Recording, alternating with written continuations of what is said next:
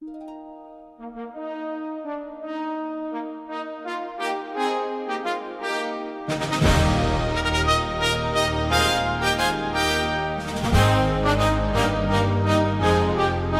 Ahaziah fell through the high lattice pane. He sought out the idols, but sought them in vain. Elijah met messengers out on the road. Is there no God in Israel? His warning bestowed. The captains of 50 came down to the hill to capture the prophet against the Lord's will. Fire fell twice from the heavens above, till the third captain pleaded for mercy and love. The time had arrived for Elijah to go to the banks of the Jordan where deep waters flow. He struck the great river, the dry ground appeared, while Elisha stayed close to the master he feared. Give me a double portion, Elisha did pray, as a chariot of fire swept the prophet away. In a whirlwind of glory, Elijah took flight, and his mantle fell down in the morning's first light. Elisha took up the garment and blow, parting the water so the people would know. He healed the bad spring with a jar and some salt, bringing a blessing where the water had fault. A widow was crying, her sons were in debt, with nothing but oil that she hadn't sold yet.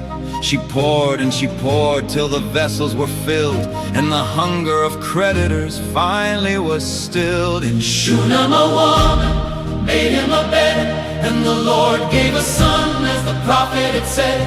When the boy fell down dead in the heat of the day, Elisha breathed life till the death went away. Naaman the Syrian, a captain of fame, had a skin like a leper and a heart full of shame. Washed 7 times in the Jordan he heard, and his flesh became new at the prophet's own word. But Gehazi was greedy and chased for the prize, hiding the silver and telling his lies. The leprosy jumped from the captain to him, leaving his future all ghostly and dim. An axe head was lost in the swirl of the stream. It floated like wood in a miraculous dream. The hills were all covered in horses aflame, protecting the man who called on the name. Famine in Samaria, mothers in pain, waiting for mercy or a harvest of grain. 4 lepers found out that the Syrians fled, and the city was filled, and the hungry were fed. Jehu was driving his chariot fast to strike down the house of the sins of the past. He ended the line of King Ahab in pride, and Jezebel fell to the pavement and died. In Judah, Joash was a 6-year-old boy, hidden in the temple away from destroy.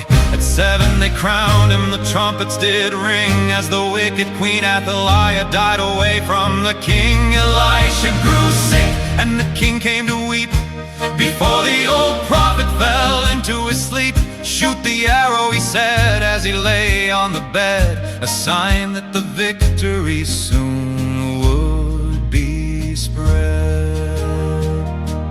Israel was stubborn, they wouldn't repent, though prophet after prophet was graciously sent. Assyria came like a flood o'er the wall, and the 10 tribes were lost in a kingdom wide fall. Hezekiah was king in the city of gold. He tore down the idols that were ancient and bold. Sennacherib mocked him, who'll save you today? But the king went to prayer to find out the way. The king was near death, but he turned to the wall. Remember me, Lord, for I gave you my all. 15 more years and the shadow went back, a sign on the sundial to keep him on track.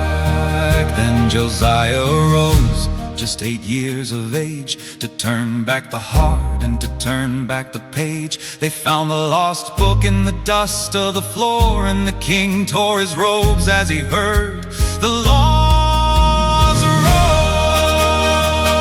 He broke down the altars, he burned every grove. With a heart for the Father, in spirit he strove. But the wrath of the Lord was already decreed for the sins of the fathers and the fruit of the seed.